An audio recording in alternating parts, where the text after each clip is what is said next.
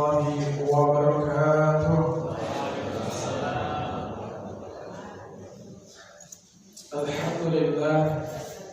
الحمد لله الذي هدانا لهذا وما كنا لنهتدي لولا أن هدانا الله. أشهد أن لا إله إلا الله وحده لا شريك له، وأشهد أن سيدنا محمدا عبده ورسوله لا نبي بعده. اللهم صل وسلم وبارك على سيدنا محمد وعلى آله وأصحابه أجمعين. أما بعد، وقال الله تعالى في القرآن الكريم: أعوذ بالله من الشيطان الرجيم، إن الصلاة تنهى عن الفحشاء والمنكر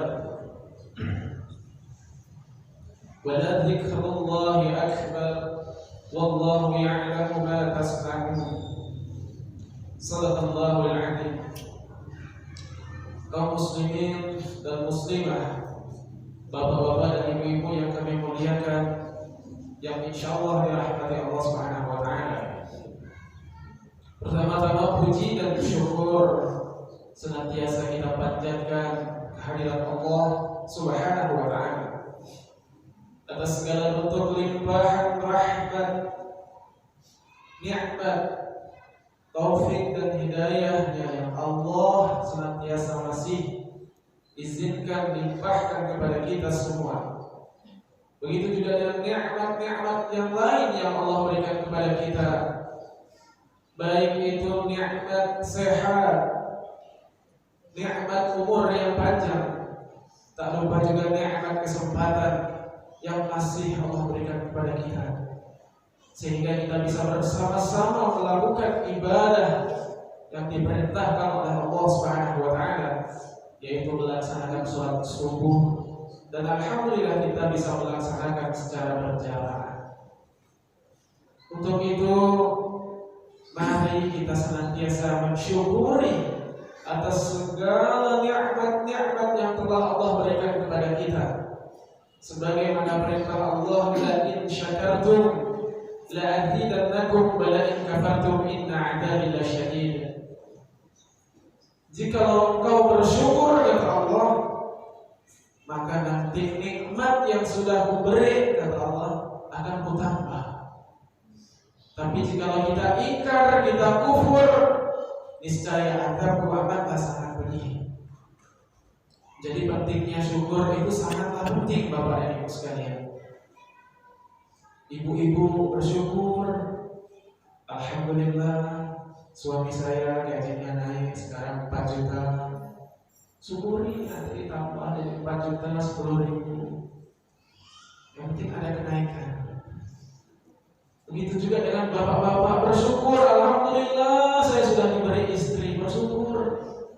Nanti akan ditambah barokahnya buku yang ditambah. Jadi itulah pentingnya syukur.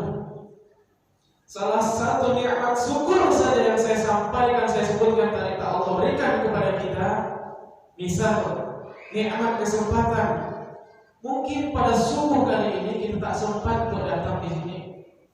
Entah itu ibu-ibu khususnya sibuk ngadon kue, atau bapak-bapak masih ada yang kerja di luar kota.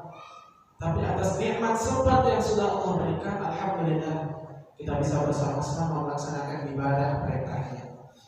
Kemudian yang kedua, sholawat dan salam mari kita aturkan, dan semoga selalu tercurahkan kepada suri tauladan kita, kepada panutan terbaik kita, kepada qudwah hasanah kita, yaitu Nabi besar Muhammad sallallahu alaihi wasallam, dan juga kepada seluruh keluarganya, para sahabat dan para pengikutnya yang setia hingga akhir zaman.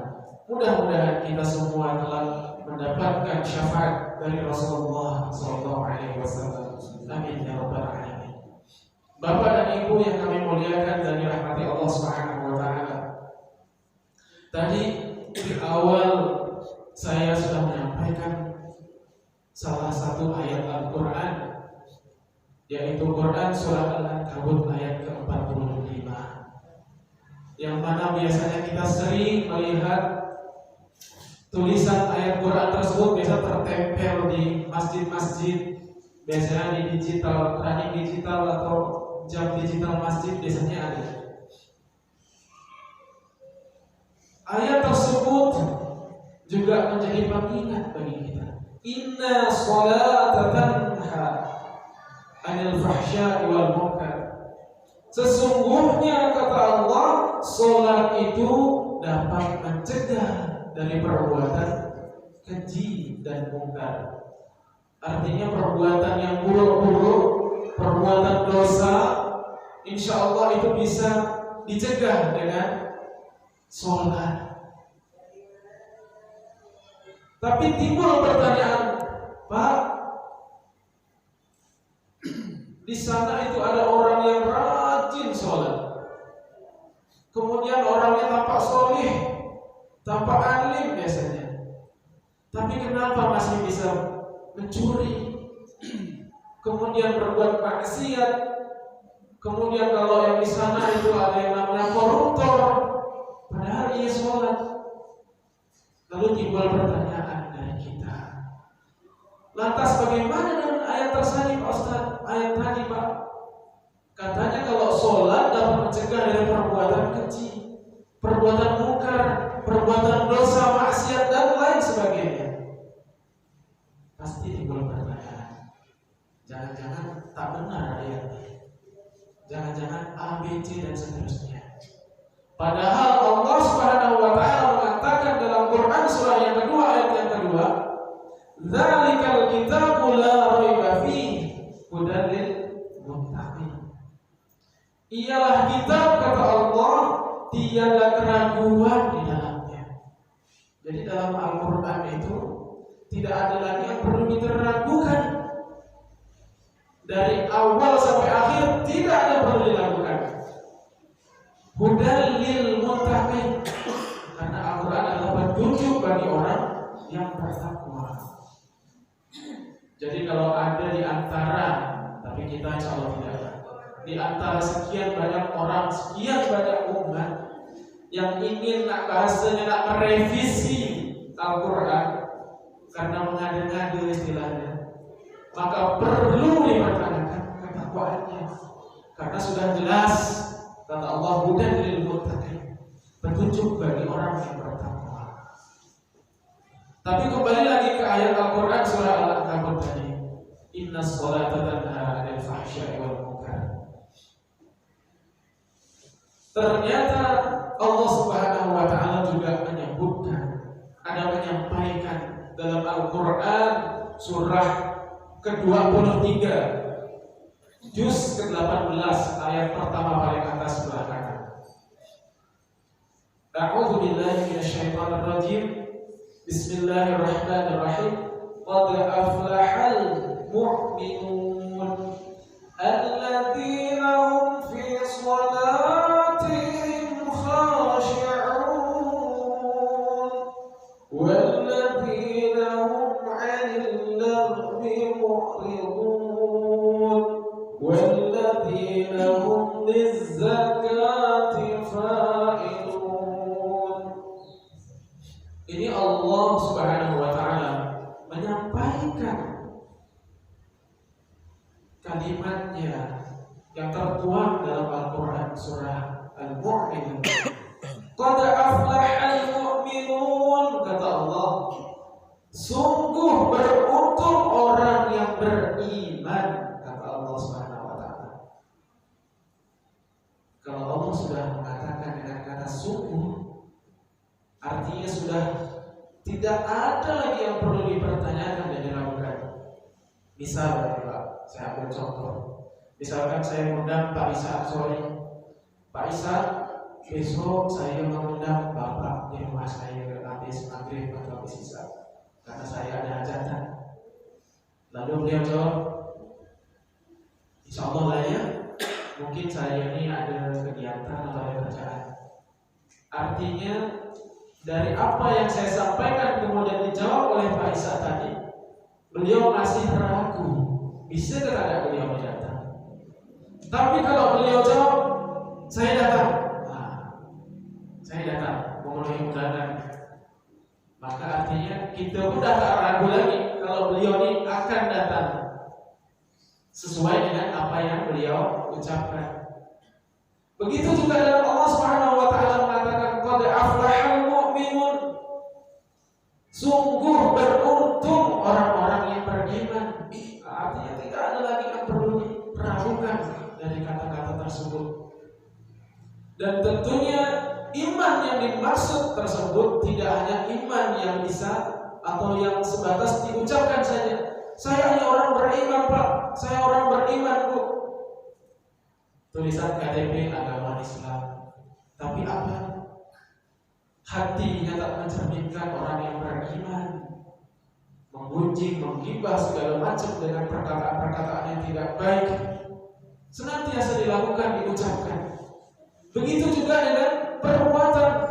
Dia perbuatan, dia orang yang muslim beriman katanya, tapi ia melakukan hal-hal maksiat, dosa, zina, mencuri dan lain sebagainya. Kalau dalam lagu Raihan itu, iman di hati, mulut dan langkahnya. Jadi iman itu tidak hanya sebatas lisan saja, tapi ditunjukkan dengan hati dan tingkah atau perbuatannya. Tunjukkan kalau kita ini orang yang beriman. Jadi supaya kita menjadi orang-orang yang beruntung seperti apa yang Allah katakan, qad aflahal mu'minun, sungguh beruntung orang-orang yang beriman, alladzina hum fi shalatihim khashi'un. Artinya yaitu orang-orang yang khusyuk dalam salatnya. Nah, ternyata ayat tersebut memberikan clue atau kategori atau petunjuk lagi supaya orang tersebut menjadi orang yang beruntung kata Allah, yaitu orang yang khusyuk dalam sholatnya. Dan alhamdulillah Bapak dan Ibu yang dirahmati Allah, kemarin subuh saya juga ada di sini karena saya iktikaf di Masjid Irsyadul Iman. Kemarin apa yang disampaikan oleh yang menyampaikan tausiah kemarin, beliau menyampaikan dan menjadi ingatan bagi saya.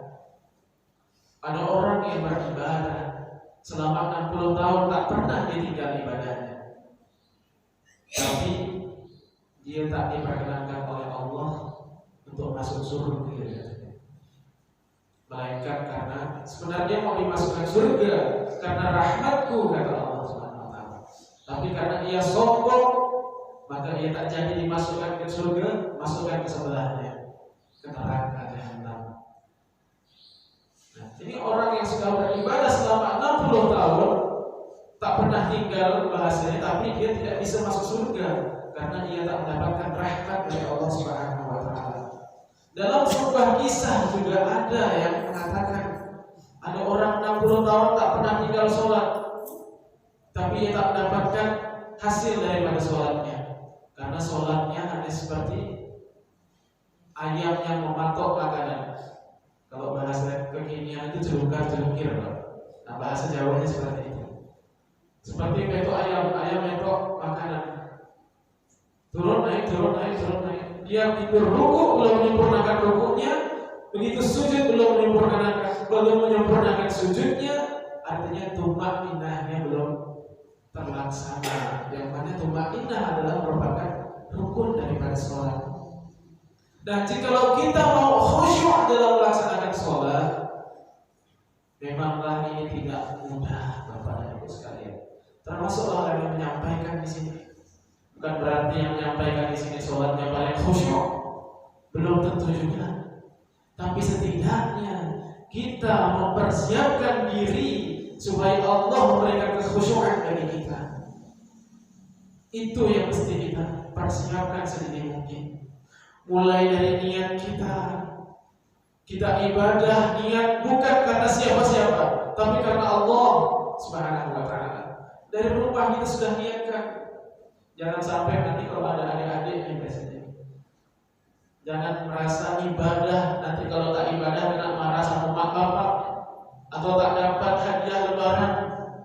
Begitu juga dengan yang muda-muda, ibadah karena takut kalau tak dipandang calon mertua misalnya, tak enak. Nah, ini berarti ibadahnya karena calon mertua atau karena tak enak. Begitu juga dengan kita. Jangan sampai ibadah ini dengan alasan A, B, C, dan D, tapi bukan karena Allah. Yang pertama niat kita, luruskan niat karena Allah Subhanahu wa taala. Innamal a'malu binniyat. Sesungguhnya amal perbuatan itu tergantung dari niat kita. Kemudian wudu kita perbaiki. Kemudian pakaian kita perbaiki. Mau sholat, jangan kita mau sholat pakai pakaian main bola. Ini kita berbicara mau menghadap Allah. Kita mau ketemu dengan wali kota, gubernur saja kita pakai bajunya rapi, kita ampun. Tapi pakai Allah kita pakai, mau ketemu Allah kita pakai yang biasa-biasa saja. Tapi bukan berarti tak boleh. Bukan berarti tak boleh, tetap boleh. Tapi tentu etika kita. Kemudian tempatnya di mana kita melakukan ibadah. Sebaik-baik tempat adalah masjid. Jadi laksanakanlah ibadah di masjid, khususnya bagi bapak-bapak. Kemudian walladzina hum 'anil lagwi mu'ridun, dan orang-orang yang menjauhkan diri dari perkataan dan perbuatan yang tak berguna atau bermanfaat baginya. Jadi ada sebuah hadis An Abu Hurairah radhiyallahu anhu qala Rasulullah sallallahu alaihi wasallam min husni islamil mar'i tarkuhu ma la ya'nihi. Jadi dari Abu Hurairah radhiyallahu anhu berkata bahwasanya Rasulullah sallallahu alaihi wasallam bersabda, ciri kata Nabi, ciri kebaikan keislaman seseorang yaitu meninggalkan perkataan dan perbuatan yang sia-sia, yang tak berguna atau tak bermanfaat. Nah, hadis tersebut hampir sama dengan ayat Al-Quran surah Al-Mu'minun tadi, ayat yang ketiga, walladzina hum 'anil lagwi mu'ridun. Contoh misalkan, ketika adzan berkumandang, Allahu Akbar, Allahu Akbar, jam siang hari, kita mendengar adzan sebagai pertanda saja, oh baru jam 12. Sore hari adzan lagi Allahu Akbar, Allahu Akbar, oh baru jam 3. Kemudian tidak segera melakukan perintah Allah, padahal adzan tersebut adalah merupakan panggilan perintah bagi umat Nabi Muhammad untuk melaksanakan sholat, wabil khusus bapak-bapak berjamaah. Karena Rasulullah SAW mencontohkan demikian, berjamaah di rumah Allah.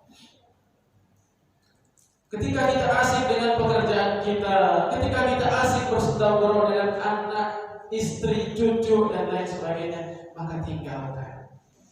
Karena apa? Sudah diingatkan lagi oleh muazin, hayya 'alas shalah, hayya 'alal falah.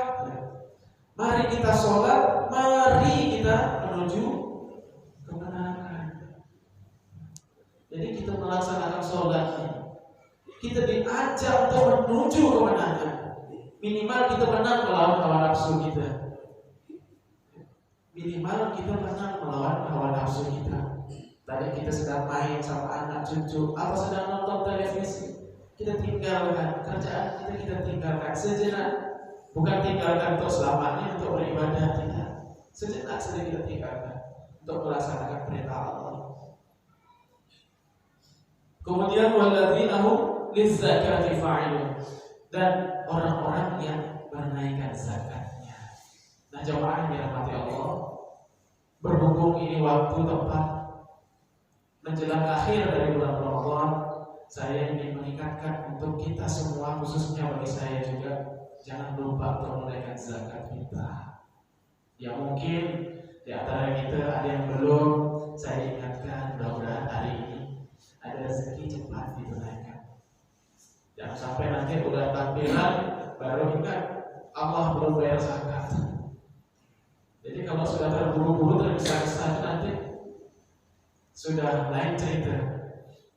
Kemudian walladzina hum li furujihim hafizun, dan orang-orang yang menjaga kemaluannya kecuali dari istri dan hamba sahayanya. Alhamdulillah kalau masalah yang terakhir ini insya Allah kita bisa menjaga. Tapi perihal yang lain yang apa yang saya sampaikan tadi mungkin masih berat bagi kita, terutama khusyuk dalam salatnya, kemudian yang dan seterusnya. Nah inilah jamaah dirahmati Allah, sesuai dengan apa yang disampaikan oleh Pak Isa tadi. Ulsum kuliah 10 menit, tapi mohon maaf ini sampai hampir 20 menit. Jadi karena 10 menit, jadi saya mohon maaf. Kurang dan lebihnya mohon dibukakan pintu maaf yang sebesar-besarnya. Kalau ada jarum yang patah, jangan disimpan di dalam kain. Kalau ada kata-kata kami, kata-kata saya salah, jangan ceritakan kepada orang lain. Mungkin itu saja apa yang bisa saya sampaikan. Mudah-mudahan sekali lagi bermanfaat bagi kita semuanya, wabil khusus